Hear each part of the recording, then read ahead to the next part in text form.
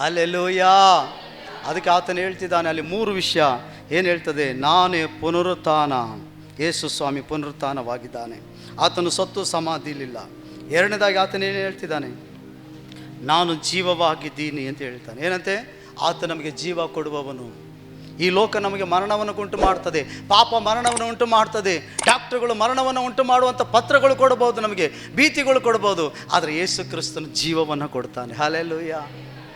ಮೂರನೇದಾಗಿ ಅಲ್ಲಿ ಹೇಳ್ತದೆ ಏನಂತೆ, ನಾನು ಪುನರುತ್ಥಾನವು ಜೀವವು, ನಂಬಿಕೆ ಇಡುವವನು ಬದುಕುತ್ತಾನೆ.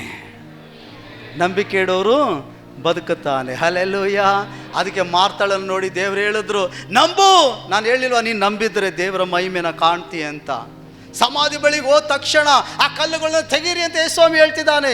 ಆಗ ಮಾರ್ತಾಳು ಓಡೋಗಿ ಸತ್ತೋದನ ಅಕ್ಕನ ಆ ಸಮಾಧಿ ಬಳಿ ನಿಂತ್ಕೊಂಡು ಹೇಳ್ತಿದ್ದಾಳೆ, ಸ್ವಾಮಿ ಸ್ವಾಮಿ ಬೇಡ, ನನ್ನ ತಮ್ಮ ಸತ್ತು 4 ದಿನವಾಗೈತಿ, ಈಗ ನಾತ ಹುಟ್ಟುಬಿಟ್ಟೈತೆ. ಯೇಸು ಹೇಳ್ತಿದ್ದಾನೆ, ನಾನು ನಿನಗೆ ನಂಬು ಅಂತ ಹೇಳಿಲ್ವಾ, ನೀನು ನಂಬಿದರೆ ದೇವರ ಮಹಿಮೆನ ಕಾಣ್ತಿ. ಮೂರನೇದಾಗಿ ಯೇಸು ಹೇಳ್ತಿರೋದು, ಸತ್ತೋಗಿರೋ ಕಾರ್ಯಗಳು ಬದುಕಬೇಕಾದ್ರೆ ನೀನು ನಂಬಬೇಕು, ನಾನು ನಂಬಬೇಕು. ಯೇಸು ಇದು ಮಾಡಬಲ್ಲ ಅಂತ. ಹಲ್ಲೆಲೂಯಾ.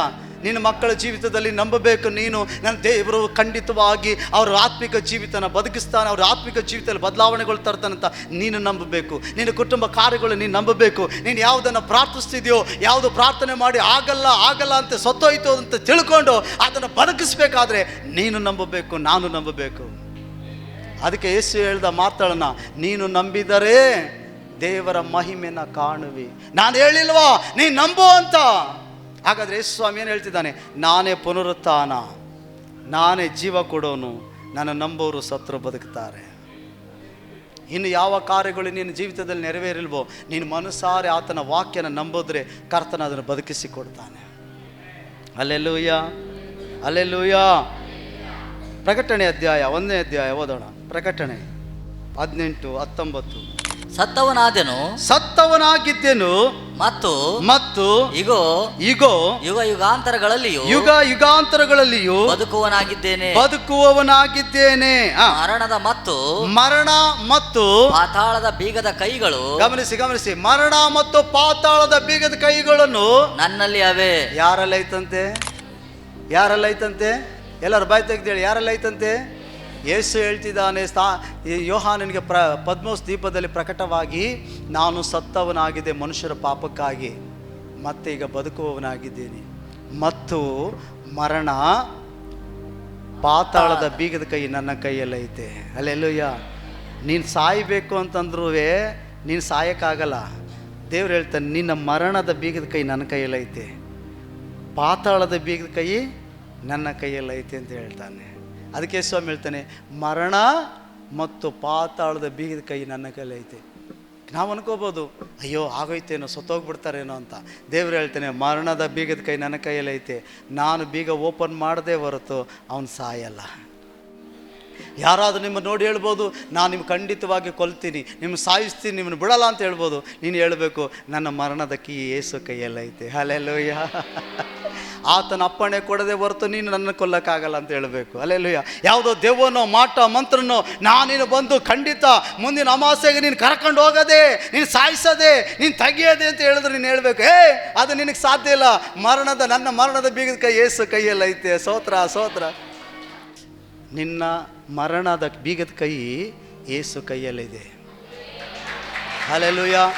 ರೋಗ ಬಂದು ನಿನ್ನ ಮೇಲೆ ಆವರಿಸಿಕೊಳ್ಳುವಾಗ, ರೋಗ ಬಂದು ನಿನ್ನ ಮಕ್ಕಳನ್ನು ಆವರಿಸಿಕೊಳ್ಳುವಾಗ, ಆ ರೋಗ ಹೇಳಿದ್ದೇನೆ, ಇನ್ನು ರೋಗ ಬಂದಾಯಿತು, ಇನ್ನು ಗುಣ ಆಗಲ್ಲ, ಎಷ್ಟು ಆಸ್ಪತ್ರೆ ತೋರಿಸಿದ್ರು ಗುಣ ಆಗಲ್ಲ, ಇನ್ನು ಸಾವೇ ಇನ್ನು ಮರಣ ಅಂತ ಸೈತಾನ ನೀನು ಊದುತ್ತಿದ್ರು ನೀನು ಹೇಳಬೇಕು, ನನ್ನ ಮೇಲೆ ಆಗಲಿ, ನನ್ನ ತಂದೆ ತಾಯಿ ಮೇಲಾಗಲಿ, ನನ್ನ ಮಕ್ಕಳ ಮೇಲಾಗಲಿ ಮರಣ ನಿನಗೆ ಅಧಿಕಾರ ಇಲ್ಲ. ಯಾಕಂದರೆ ಮರಣದ ಬೀಗದ ಕೈ ನನ್ನ ಯೇಸುವಿನಲ್ಲೈತೆ. ಹಲ್ಲೆಲೂಯಾ. ಅದಕ್ಕೆ ಆತನು ಹೇಳ್ತಿದ್ದಾನೆ, ಮರಣ ಮತ್ತು ಪಾತಾಳದ ಬೀಗದ ಕೈ ನನ್ನಲ್ಲಿ ಉಂಟು. ಹಲ್ಲೆಲೂಯಾ.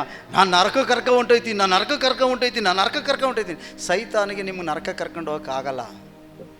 ಆದರೆ ನೀವು ದೇವರ ವಾಕ್ಯಕ್ಕೆ ವಿರೋಧವಾಗಿ ಪಾಪ ಮಾಡಿದ್ರೆ, ನೀವು ಸೈತಾನ ಹೇಳುವಾಗೆ ನಡ್ಕೊಂಡು ದೇವರಿಗೆ ವಿರೋಧವಾಗಿ ಜೀವಿಸಿದ್ರೆ ಸೈತಾನ ನಿಮ್ಮ ನರಕ ಕರ್ಕೊಂಡು ಹೋಗ್ತಾನೆ. ಅದೇ ಅವನಿಗಿರೋ ಅಸ್ತ್ರ. ಆದರೆ ನಿಮ್ಮನ್ನು ಕರ್ಕೊಂಡೋಗಿ ಹಾಗೆ ನರಕಕ್ಕೆ ಹಾಕೋಕ್ಕಾಗಲ್ಲ.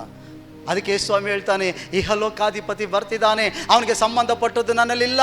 ಸೈತಾನಿಗೆ ಸಂಬಂಧಪಟ್ಟದ್ದು ನಿನ್ನೊಳಗಡೆ ನನ್ನೊಳಗಡೆ ಇದ್ದರೆ ಆತ ನರಕ ಕರ್ಕೊಂಡು ಹೋಗಕ್ಕೆ ಅವನಿಗೆ ಅಧಿಕಾರ ಇರ್ತದೆ. ಹಲ್ಲೆಲೂಯಾ. ಅರ್ಥ ಆಯ್ತಾ? ಇಲ್ಲ ಅಂದರೆ ಇಲ್ಲ. ಒಬ್ಬ ವ್ಯಕ್ತಿ ಹೇಳಿದಂತೆ, ನೀನು ನರಕಕ್ಕೆ ಹೋಯ್ತು, ಇಲ್ಲ ನಾನು ನರಕಕ್ಕೆ ಹೋಗಲ್ಲ, ನಾನು ಸ್ವರ್ಗಕ್ಕೆ ಹೋಯ್ತೀನಿ, ನಾನು ದೇವ್ರ ಮಗ ದೇವ್ರ ಮಗ ದೇವ್ರ ಮಗ ಅಂತ ಹೇಳ್ಕೊಳ್ತಿದ್ದಂತೆ. ಒಂದಿನ ಸೋತೋದ್ನಂತೆ, ದೇವರ ಮುಂದೆ ಹೋಗಿ ನಿಂತ್ಕೊಂಡಂತೆ. ದೇವದೂತರು ಹೇಳಿದ್ರಂತೆ, ಇಲ್ಲ ನೀನು ಸ್ವರ್ಗದೊಳಗಡೆ ಸಹ ಇಲ್ಲ ಅಂತ. ಇಲ್ಲ, ನಾನು ಯೇಸು ಸ್ವಾಮಿ ನಂಬಿದ್ದೀನಿ, ನಾನು ದೇವ್ರ ಮಗ ನಾನು ದೇವ್ರ ರಾಜ್ಯದಲ್ಲಿ ವಾಸ ಮಾಡ್ತೀನಿ ಅಂತ. ಆಯಿತು ಅಂತ ಬಿಟ್ರಂತೆ. ಯೇಸು ಸ್ವಾಮಿ ಮುಂದೆ ಹೋಗಿ ನಿಂತ್ಕೊಂಡಂತೆ. ಹಲ್ಲೆಲೂಯಾ.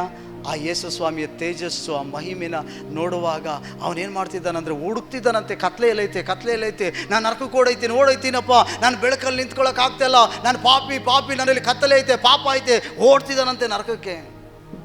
ನೀನು ಅನ್ಬೋದು ಇವತ್ತು, ಇಲ್ಲ ನಾನು ಸ್ವರ್ಗಕ್ಕೆ ಹೋಗ್ತೀನಿ ಅಂತ. ನಿನ್ನೊಳಗಡೆ ಪಾಪ ಇದ್ದರೆ, ಸೈತಾನಿಗೆ ಸಂಬಂಧಪಟ್ಟದ ಕಾರ್ಯಗಳು ನಿನ್ನೊಳಗಡೆ ಇರೋದಾದರೆ ನೀನು ಸ್ವರ್ಗಕ್ಕೆ ಬರ್ಬೋದು, ಸ್ವರ್ಗದ ಬಾಗಿಲಲ್ಲಿ ನಿಂತ್ಕೋಬೋದು, ದೇವದೂತರ ಮುಂದೆ ನಿಂತ್ಕೋಬೋದು. ಆದರೆ ಯಜ್ಞದ ಕುರಿಯಾದಾತನಾಗಿರುವಂಥ ಯೇಸುವಿನ ಆ ತೇಜಸ್ಸಿನ ಮಹಿಮೆ ಮುಂದೆ ನಿಂತ್ಕೊಳ್ಳುವುದಾದರೆ ಪಾಪವೆಲ್ಲ ಕಾಣ್ತದಂತೆ. ಅಯ್ಯೋ, ಈ ಪರಿಶುದ್ಧತೆ ನನ್ನಲ್ಲಿಲ್ವಲ್ಲ, ಈ ಹೋಲಿಕೆ ನನ್ನಲ್ಲಿಲ್ವಲ್ಲ ಅಂತ ಹೇಳಿತೇನೆ, ನರಕಕ್ಕೆ ಓಡೋಗ್ತಾರಂತೆ ಅಲ್ಲಿಂದ. ಅದಕ್ಕೆ ಹೃದಯದೊಳಗಡೆ ಪಾಪಗಳನ್ನ ಬಚ್ಚಿಟ್ಕೋಬೇಡಿ, ಅದನ್ನು ನೀರು ಇದು ಪೋಷಿಸಬೇಡ್ರಿ, ಕಿತ್ತಾಕಿರಿ. ಮಂಡತನನ್ನು, ಅವಿದ್ಯತ್ವವನ್ನು, ಕೆಟ್ಟತನ್ನು, ಹೊಲಸು ಮಾತು ಬೈಯೋದು, ಹೊಲಸಾದದ್ದು ನೋಡೋದನ್ನು ಕೇಳ್ರಿ, ದೇವ್ರతో ಕೇಳಿ ಗೋಳಾಡ್ರಿ, ದೇವರನ್ನು ಪರಿಶುದ್ಧಗೊಳಿಸು. ನಾನು ನಿನ್ನ ತೇಜ ದೃಷ್ಟಿಯಲ್ಲಿ ಯೋಗ್ಯಳಾಗಿ ನಿಂತ್ಕೊಳ್ಬೇಕು. ನನಗೆ ಬೇಡಪ್ಪ ಹೊಟ್ಟೆ ಕೆಚ್ಚು, ನನಗೆ ಬೇಡಪ್ಪ ಸುಳ್ಳು, ನನಗೆ ಬೇಡಪ್ಪ ಚಾಡಿ ಹೇಳೋದು, ನನಗೆ ಬೇಡಪ್ಪ ಗುಣಗುಟ್ಟೋದು, ಬೇಡಪ್ಪ ಅವ್ರ ಬಗ್ಗೆ ದೂರ ಹೇಳೋದು, ನನಗೆ ಕ್ಷಮಿಸು. ಒಳಗಡೆ ಪರಿಶುದ್ಧತೆಯನ್ನು ಕೂತ್ಕೊಳ್ರಿ. ಹಲ್ಲೆಲೂಯಾ. ಅದಕ್ಕೆ ಯೇಸು ಏನು ಹೇಳ್ತಿದ್ದ ನೋಡ್ರಿ, ಓದ್ರಿ. ನಾನು ಸತ್ತವನಾಗಿದ್ದೇನೆ, ಯುಗಾಂತರಗಳಲ್ಲಿಯೂ ಬದುಕುವವನಾಗಿದ್ದೀನಿ. ಯೇಸು ಕ್ರಿಸ್ತನು ಯುಗಗಳವರೆಗೂ ಬದುಕುವವನಾಗಿದ್ದಾನೆ. ಲಾಜರನ ದೇವರು ಬದುಕಿಸಿದ್ರು, ಮತ್ತೆ ಅವನ ಆಯುಸ್ಸು ತೀರೋದ ಮೇಲೆ ಸತ್ತ. ಆದರೆ ಯೇಸು ಕ್ರಿಸ್ತನ ಹಾಗೆ ಸಾಯುವವನಲ್ಲ. ಹಲ್ಲೆಲೂಯಾ. ಆತನ ಮೇಲೆ ವಿಶ್ವಾಸ ಇಡೋ ನೀನು ನಾನು ಕೂಡ ಯುಗಗಳವರೆಗೆ ಆತನ ಜೊತೆ ಇರ್ತೀವಿ ಪರಲೋಕದಲ್ಲಿ. ಹಲ್ಲೆಲೂಯಾ. ಜೋರಾಗಿ ಕೈಗಳು ತಟ್ಟಿ ದೇವರ ಮಹಿಮೆಪಡಿಸೋಣ.